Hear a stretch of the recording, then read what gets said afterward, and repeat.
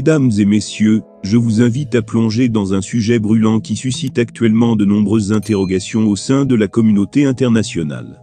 Il s'agit de la présence militaire française au Niger et des nombreuses incertitudes entourant le nombre réel de soldats français déployés dans cette région.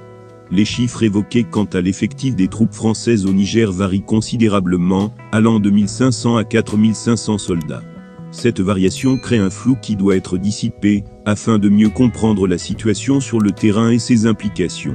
Récemment, le président français a abordé cette question lors d'une interview télévisée. Selon lui, 1500 soldats français devraient quitter le Niger d'ici la fin de l'année.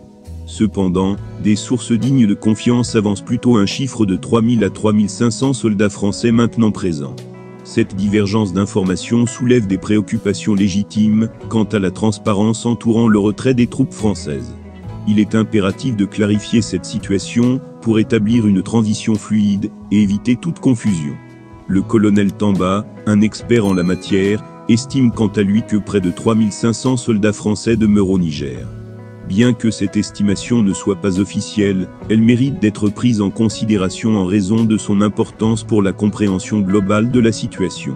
Il est crucial de souligner que la démarche actuelle des autorités françaises, caractérisée par un manque de clarté et de transparence, ne sert pas leurs intérêts à long terme. Cette opacité risque de compliquer la recherche d'une résolution pacifique de la situation au Niger. En outre, la France doit prendre conscience que sa persévérance dans cette voie ne fait qu'accroître notre détermination.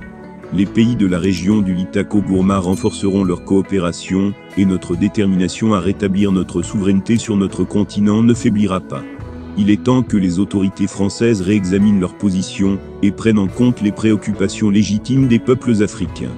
La France doit agir de manière responsable, pour mettre fin à cette impasse, et éviter toute escalade.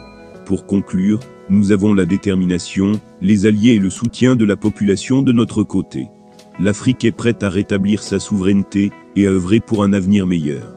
Nous exhortons les autorités françaises à agir de manière responsable, à résoudre cette situation de manière pacifique et à faire preuve de compréhension, car l'heure de la vérité approche. Je vous remercie de votre attention et de votre intérêt pour cette question cruciale qui touche à l'avenir de l'Afrique et de ses relations avec la France.